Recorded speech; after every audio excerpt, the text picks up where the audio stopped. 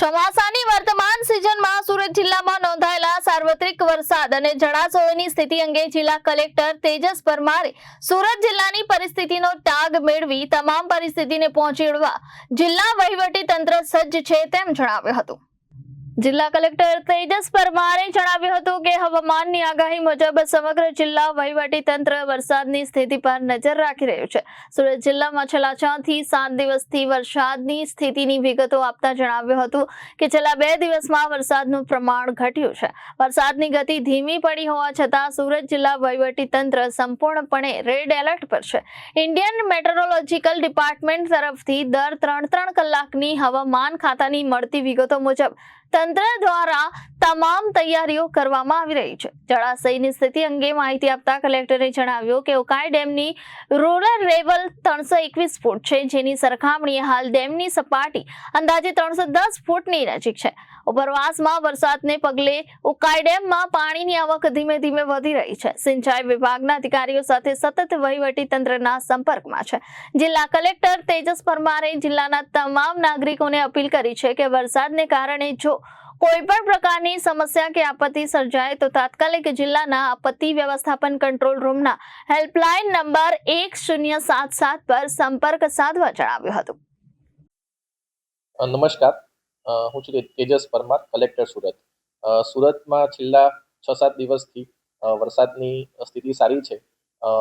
છેલ્લા 2 દિવસથી વરસાદનું પ્રમાણ છે જે છે એ અગાઉના 3 દિવસ કરતાં થોડું ઘટ્યું છે।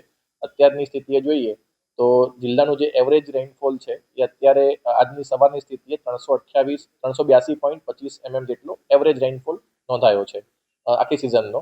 આજની સ્થિતિ જોઈએ તો સવારે 6 વાગ્યાથી જે ડેટા જોઈએ તો અત્યારે સમગ્ર જિલ્લામાં 4.5 mm જેટલો એવરેજ રેઇનફોલ નોંધાયો છે, જેમાં સૌથી વધારે જોઈએ તો કામરેજ અને ચોરાસી, પલસાણા અને મહુવા તાલુકા અને ઓલપાડ તાલુકામાં રેઇનફોલ નોંધાયો છે।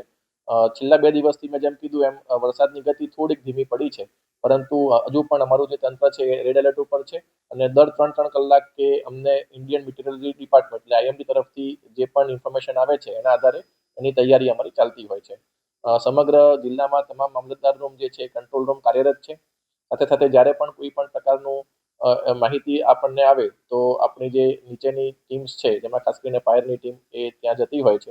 અત્યારે કોઈ એવી મોટી કોઈ ગંભીર કોઈ જે છે એ પ્રકારની કોઈ માહિતી અત્યારે મળેલી નથી કે એવી કોઈ પરિસ્થિતિ સર્જાઈ નથી। સાથે સાથે જળાશયની સ્થિતિ જોઈએ તો ઉકાઈ ડેમમાં પણ આપણું 321 ફીટનું જે FRL છે એની સામે અત્યારે હાલ 309-10 ફીટની આસપાસ અત્યારે સપાટી છે। અત્યારે આઉટફ્લોમાં કોઈ મેજર અત્યારે અત્યારે આઉટફ્લો નથી। ઇનફ્લો ધીરે ધીરે જે વધી રહ્યો છે અને જ્યારે એની પણ સાથે આપણા જે સિંચાઈ વિભાગના જે અધિકારીઓ છે એ સતત આપણા સંપર્કમાં હોય છે, એટલે અત્યારે હાલ કોઈ એવી ગંભીર પરિસ્થિતિ અત્યારે સુરત જિલ્લામાં નથી। ફરીથી હું તમામ નાગરિકોને કહેવા માંગુ છું કે કોઈ પણ પ્રકારની કોઈ પણ સમસ્યા સર્જાય તો તમે જિલ્લાના કંટ્રોલ રૂમ 1077 નો સંપર્ક કરી શકો છો। જય હિન્દ।